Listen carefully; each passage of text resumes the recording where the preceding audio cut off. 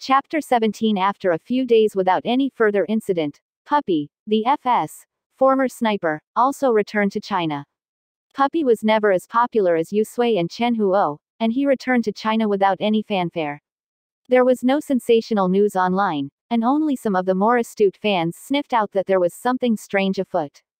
These were all former members of Team FS, and the timing of their return was a bit too coincidental, don't you think? And the rumors that Yu Sui had joined Team NSN still hasn't been affirmed by an official announcement on the team's website. Yu Sui seemed like a free man, and Chen Huo even more so. Although he's also been living at NSN's base since his return, he's never even played in a training match. This whole time, he's only served as Wawa's training partner for a few matches. It felt like they were waiting for something. But what could they be waiting for?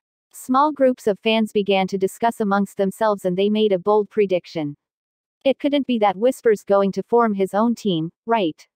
A fan posted his prediction on his Weibo, where an intrepid someone took a screenshot and posted it on the esports forums. This then instantly detonated the gunpowder kegs and blew everything up once again. Yu Sui was indeed worthy of being the man who once unified all the haters in the esports circle. The slightest hint of trouble brought in tens of millions of online traffic. In one afternoon, the forum that published this issue was flooded and slaughtered. Strangely, about this matter Yu Sui's fans and haters were in unanimous accord. Everyone wasn't happy. The haters naturally had ample reason. This defector was back. It was barely acceptable to them that he help out in whichever team as a paltry means to redeem himself to their regional division. But to dare form his own team! Exclamation mark.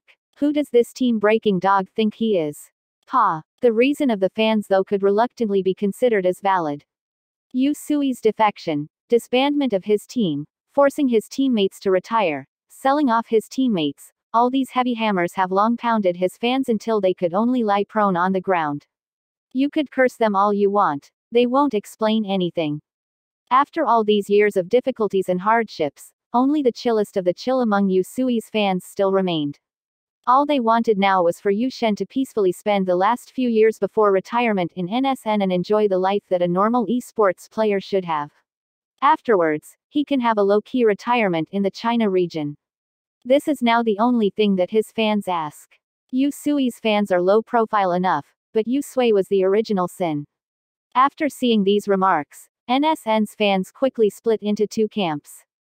Some wanted Yu Sui to quickly leave the NSN base and FCK on back where he came from, while the other insulted Yu Sui while still wanting him to stay and play in the starting lineup instead of Wawa. If one were to look carefully, many of the so-called NSN fans who wanted Yu Sui to leave were actually haters in disguise. They were actually fans of other teams. The trippiest thing about it was that some even made posts wishing for Yu Sui to transfer to their teams. Yeah, they wanted to curse and insult Yu Sui, but his strength was undeniable. Fans of other teams, especially those who weren't satisfied with their team's medics, couldn't help but eye him covetously. They felt they could continue to curse at Yu Sui while having him render service to their team to atone for his crime. During a lull in the training match, Shi Luo curled up in his gaming chair and watched the haters battle it out in the forums. Once again, he wanted to prostrate himself in admiration for these forum fighters. This fighting ability. It was a wonder how they didn't spray Yu Sui to the point of mental collapse back then. The heavens really are heartless. It would be a first in the gaming circle if the formation of a new team wasn't met with much anticipation by both fans and haters. In fact, Shi Luo has long been immune to the comments on the blogs and forums. No matter how unpleasant the words, he'll remain completely unmoved. But after seeing the comments from Yu Sui's fans, his heart felt inexplicably stifled. Not even considering past events, Yu Sui truly is the only player Shi Luo knew who, ever since his debut, couldn't go a day without causing a reign of terror amongst the esports fans. When Shi Luo was still doing live broadcasts in an internet cafe, Yu Sui had been pretending to be an underage kid to try to trick him. Later, Shi Luo started to harbor some suspicions about this non-mainstream type youth, and when the two of them teamed up to play a match, Shi Luo suddenly opened a live broadcast and Yu Sui was exposed without him even knowing it. Shi Luo didn't watch any competitions and didn't follow any of the esports players, so he wasn't very sure. But it was impossible for the live broadcast fans not to know.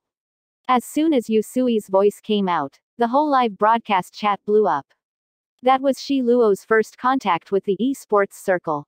Shi Luo followed the vine to get the melon and entered an esports forum. He searched for Whisper's ID and opened the door to a new world. Judging from the past posts in the forum, although Yusui's career could grudgingly be considered as having gone well, it certainly hadn't been easy. Yusui had also made a name for himself when he was young, but he had been even younger then than Shi Luo. When Yusui played his first professional game for Team Knife Edge, it wasn't even a week since his 16th birthday. Just barely over the minimum age required to participate in the Fog League. There were a lot of young people who got to debut, but very few were able to do so as part of the starting lineup for a first-tier team. Back then, the Sprayers first said that he was too young, that he didn't deserve to take the place of more seasoned players in the starting lineup. Then they found that he was really strong and qualified. They then changed to criticizing his assassin-type medic style of play. They said he was exploiting his striker teammates' natural resources, that he was a malignant tumor on the team by unnecessarily increasing the overall difficulty for the team. After much difficulty, the team managed to polish their plays. The haters finally acknowledge Yusui's abilities. Before long, he managed to garner achievements in international competitions. Team Knife Blades Club executives went completely overboard. If IAC were to be compared to Knife Blades management team back then, IAC would be considered as philanthropists.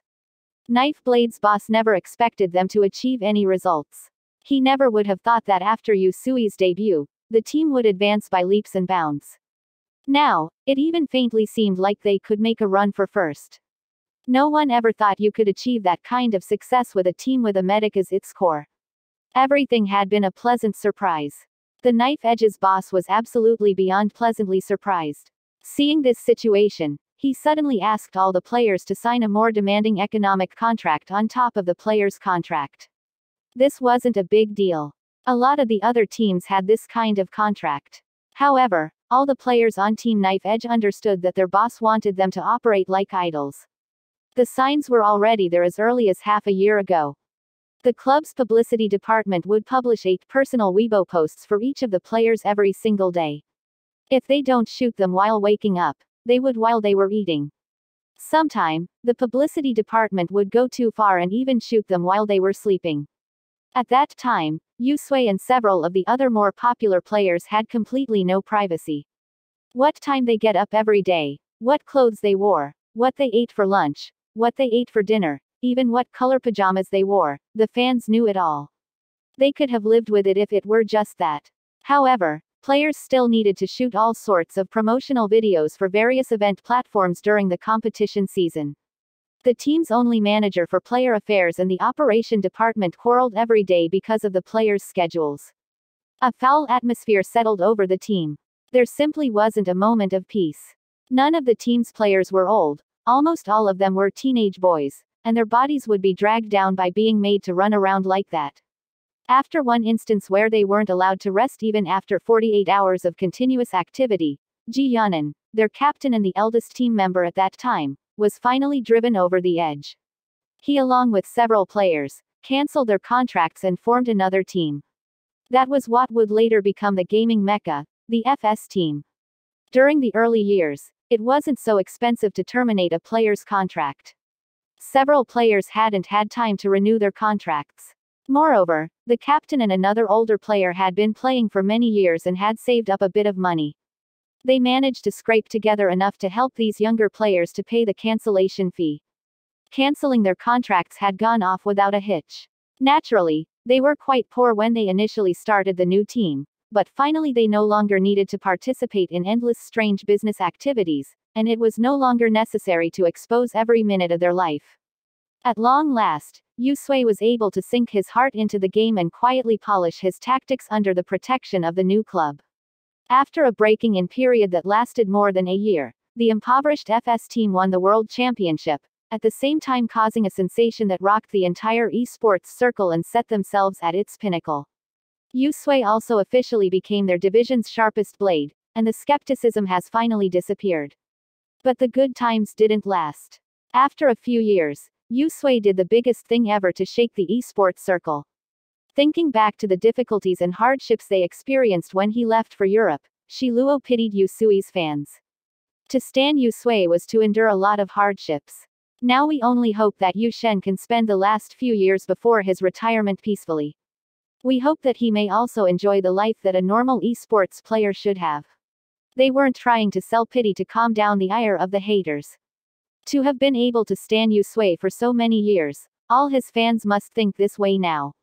We've felt sorry for you. We've cheered for you. Because you, we've cried and we've laughed. We have shared in your glory, and in your condemnation by the public. We've been disappointed in you, but we've also loved you dearly. We've stuck by you through wind and waves, and now we can still stay for this calm. We only wish that you can live a peaceful normal life for a few days. But Yu Sui stubbornly refuses to. The training match started up once again. Shi Luo didn't play. Instead, he was observing his substitute. He would be leaving IAC soon, and he readily began to hand over his duties to his replacement, helping the substitute player to get used to the tempo of the competition matches as quickly as possible. Shi Luo didn't need to be very focused when observing the match. He only needed to take note of the mistakes and corrections and give them to the coach after the training match. Shi Luo was multitasking, and the more he thought, the greater his headache. Right now, it's just unconfirmed news that Yu Sui was going to be making a new team, and things have already blown up to this extent. What more when it's officially announced? Most terrible of all would be when they officially announce that he'll be transferring to Yu Sui's team. His and Yu Sui's fans have been at each other's throats for so long that they were now as incompatible as fire and water. After hearing this news, he was afraid they'd shovel open each other's ancestral graves. What a beautiful scene it would be if his fans and Yu Sui's fans could each hold down their nausea and deign to sit together to support them in their matches once they're on the same team. But Yu Sui didn't even dare to imagine this. It would be enough if they could just maintain superficial civility. Worst comes to worst, someone might take the joke too far and directly bomb the new team base. Shi Luo didn't want to wind up on the news. He was worried that his old man would see it and rejoice. He had to think of a way. He remembered what he'd heard from Wawa that day. In fact, the best way now would be to directly disclose that he was together with Yu Sui. Maybe both their fans would very reluctantly accept each other, after they've mentally collapsed and ground their teeth into dust, that is. However, the price was a little too high. It's probably not as bad as all that. Shi Luo was confident that he could still find a way. Shi Luo looked at the screen, thought for a moment, and then picked up his mobile phone. He wanted to send a message to Yu Sui when he suddenly remembered that he and Yu Sui hadn't added each other's contact info since they deleted it 2 years ago. Shi Luo had long forgotten Yu Sui's previous number, and even if he did, it would probably be useless. Most probably, he had already cancelled that number long ago. Shi Luo frowned. He was still friends with Chen Huo on WeChat, but he didn't want to talk to Chen Huo. Shi Luo carefully looked through his contacts, and found that he still had Puppy's contact details. Shi Luo's relationship with Puppy was also just so, but it was much better than his relationship with Chen Huo. Puppy was a kind and honest person. Shi Luo has always had a very good impression of him. Shi Luo opened the chat interface and quickly sent a message to Puppy. Evil, tell Whisper not to announce for the time being that I'll be transferring to your team. I'll make some arrangements. After Shi Luo sent the message, he put his phone aside and continued to watch the substitutes practice match. After the match, Shi Luo picked up his phone and saw that Puppy had replied with a voice message. Shi Luo opened it. Yu Sui's voice came through. Okay. Shi Luo looked down at the phone screen. After half a minute, he couldn't hold back. He clicked and listened to it again. Then, he clicked it for the third time and listened again.